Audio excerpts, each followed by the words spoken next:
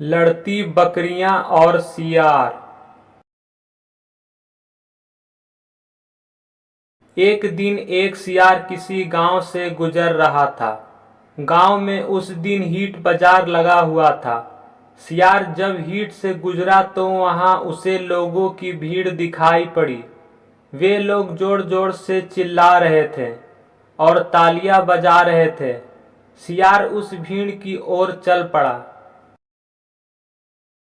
और उनके बीच में से झांक कर देखने लगा कि आखिर माजरा क्या है। उसने देखा कि वहां दो हट्टी कट्टी बकरियों के बीच लड़ाई हो रही है। लोग उन्हें ही देखकर चिल्ला रहे हैं। दोनों बकरियों के बीच चल रही लड़ाई जबरदस्त थी। अपनी सींगों के वार से दोनों ने एक दूसरे को लहूलुहान कर दिया था। किंतु इसके बाद भी कोई रुकने का नाम नहीं ले रहा था। उनके शरीर से बहता हुआ रक्त सड़क पर फैलने लगा था।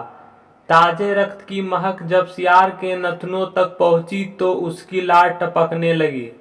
वह खुद को रोक नहीं पाया और रक्त को चाटने लगा। रक्त को चाटते चाटते वह बकरियों के नजदीक पहुंच गया। उसके मुंह में बकरियों के रक्त का स्वाद लग चुका था। अब उसका लालच और बढ़ गया। उसने सोचा कि क्यों न इस बकरियों को मार कर मैं अपनी पेट की ज्वाला शांत कर लूं। बस फिर क्या था, उसने आओ देखा ना ताओ और टूट पड़ा बकरियों के ऊपर। बकरियां हट्टी कट्टी और बलशाली थी।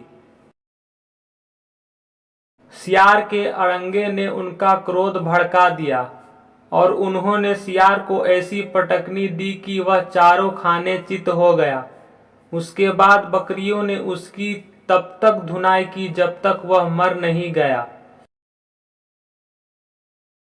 सीख: कोई भी कदम उठाने के पहले भली भांति सोच लेना चाहिए।